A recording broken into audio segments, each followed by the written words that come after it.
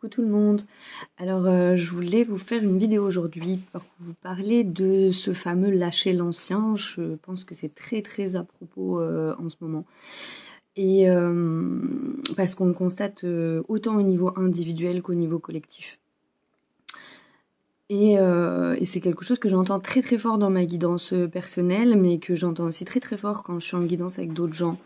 Et je pense sincèrement que la période nous demande vraiment très ouvertement d'aller vers la nouveauté, d'aller vers les plaisirs de la vie. Et quand je dis d'aller vers la nouveauté, c'est-à-dire qu'il s'agit vraiment d'aller casser des anciens schémas. Quand on avait l'habitude de fonctionner d'une manière, eh bien on nous demande vraiment d'aller fonctionner différemment. Et on nous demande aussi réellement d'aller affronter nos peurs. D'aller vers ce qui fait peur en fait, assez bizarrement. Moi je me rends compte à travers les vidéos. Là mon compte il est en train de changer un petit peu de forme parce que je m'autorise des choses que je m'autorisais pas forcément avant. Pour la bonne et simple raison que ça me faisait peur. Et j'ai toujours parlé du collectif dans mes vidéos, mais peut-être pas aussi pleinement que je voulais, je m'auto-censurais un petit peu. Et ça a complètement à voir avec l'amour que je me donnais à moi. C'est-à-dire que par peur de froisser des gens ou d'aller vers du désaccord, je pense, tout simplement, je préférais m'auto-censurer. Et mes guides, ils me donnent des petits coups d'épaule depuis quelques mois pour que j'y aille et je m'y refusais. Et là, il y a vraiment quelque chose qui vient me pousser à m'exprimer et à m'exprimer sur le fait que moi, j'aime bien faire des ponts entre la spiritualité et la matière, pour la bonne et simple raison que je pense que c'est à ça que ça sert, en fait. C'est mon parti pris, en tout cas. Et je reçois beaucoup pour le collectif depuis toujours, mais particulièrement depuis 2 ans.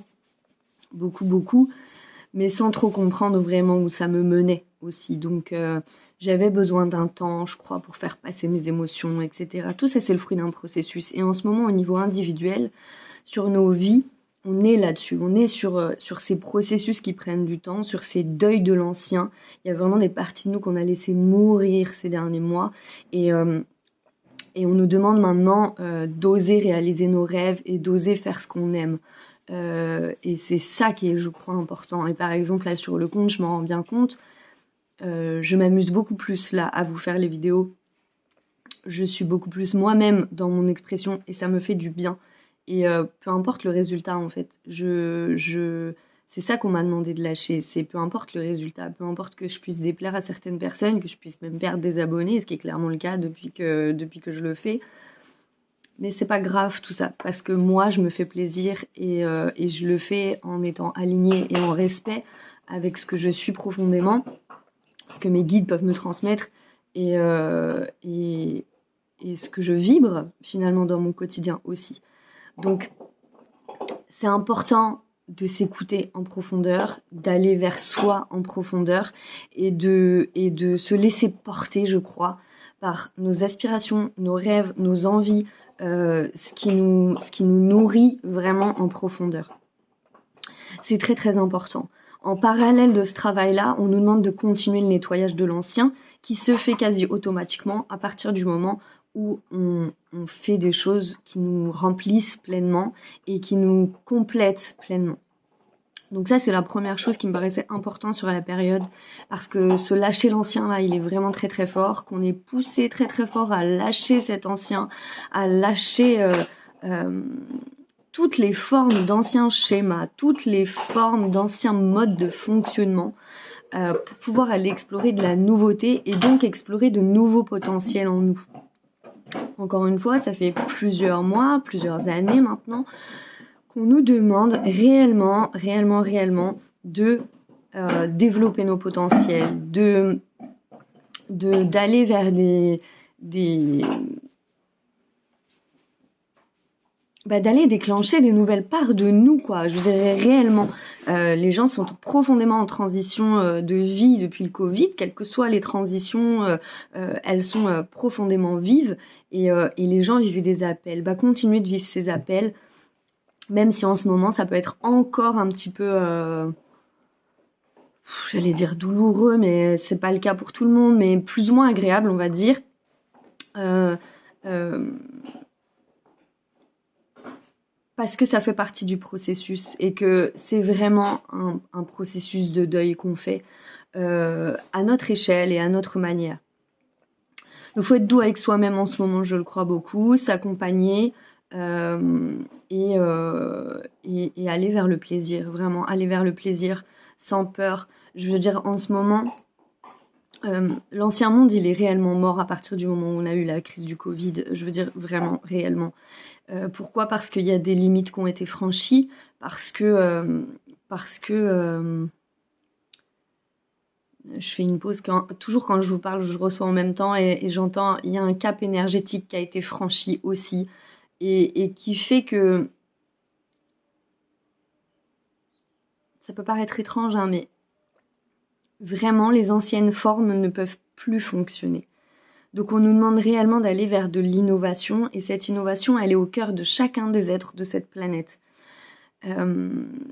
Donc c'est excessivement important en ce moment que chacun, au niveau individuel, puisse être bien sur son chemin et bien au respect de ce qu'il a dans le cœur.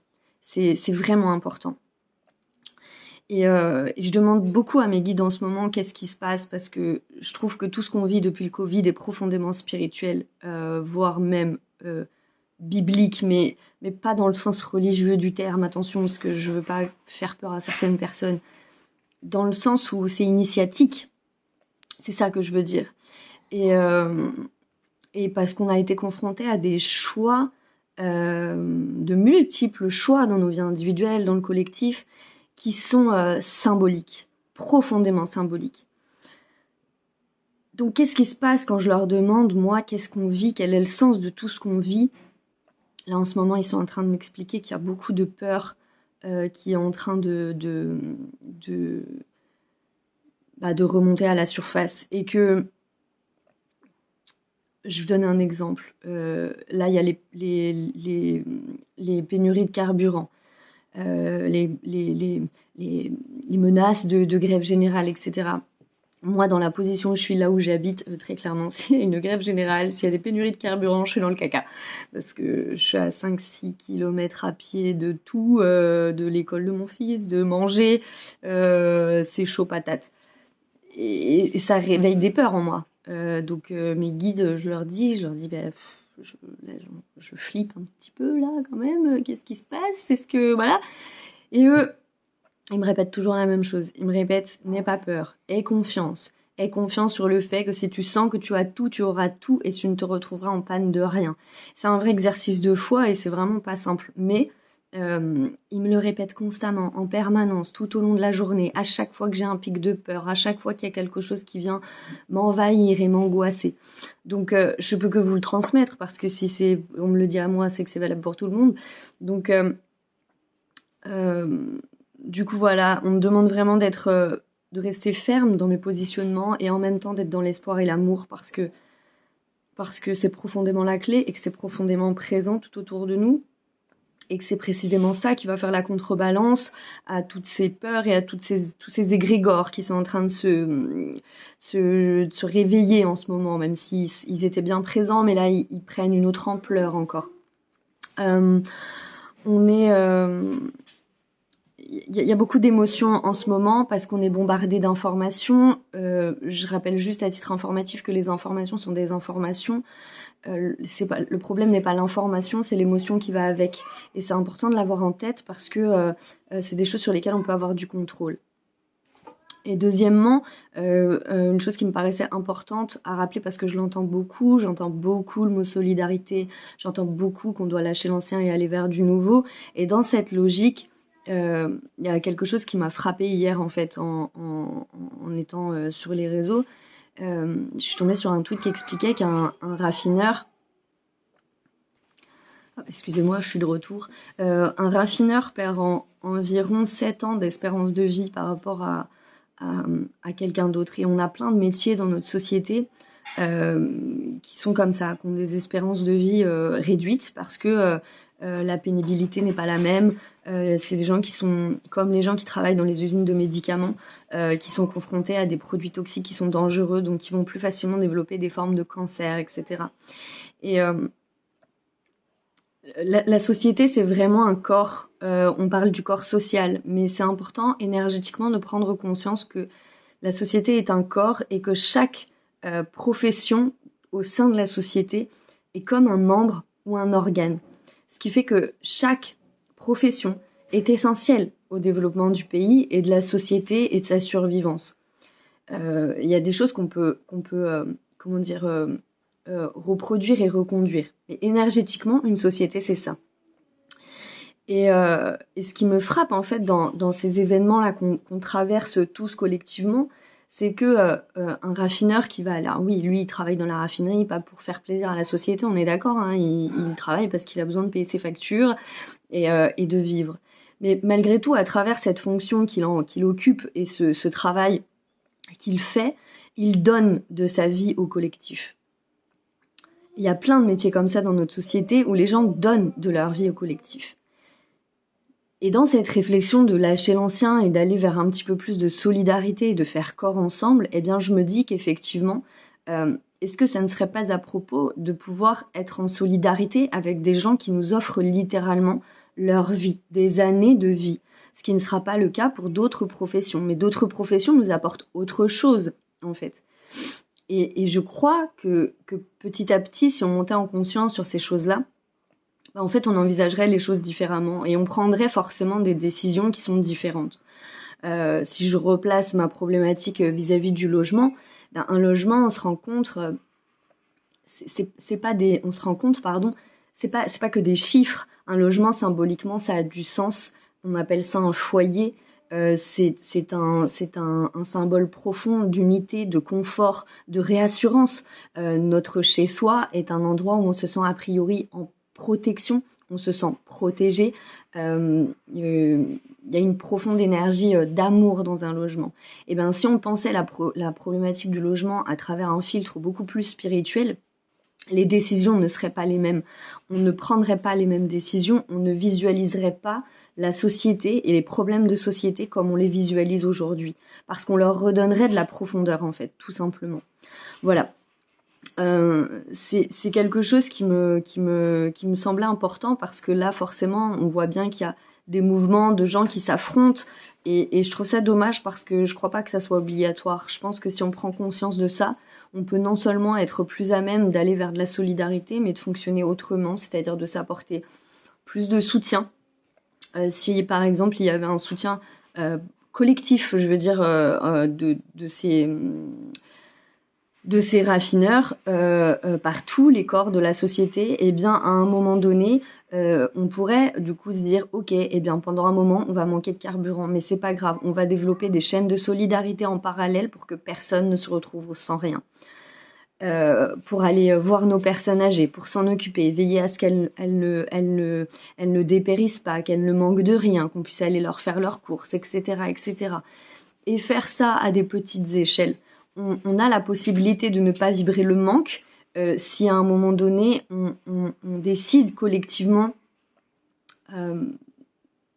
justement d'être un corps et d'aller vers ce collectif. C'est un message qui me tenait à cœur de partager parce que je l'ai ressenti très très fort hier et que très souvent on analyse les situations sous un prisme un petit peu restreint et on affronte toujours les choses et je crois pas que ça soit nécessaire en l'occurrence. Il y a toujours une troisième solution, il y a toujours une troisième alternative et je crois que c'est profondément ce qu'on nous montre, l'innovation, faire différent, agir différemment. Voilà. Je vous souhaite une excellente journée. Je vous souhaite d'aller pleinement vers les nouveautés qui vous arrivent et de vibrer votre propre rayonnement avec vos kiffs, vos envies, vos délires. Et vraiment, vraiment plus que jamais, soyons solidaires, même si on ne se comprend pas toujours, même si a priori on a des buts et des objectifs différents. Voilà. Prenez soin de vous et je vous dis à plus tard.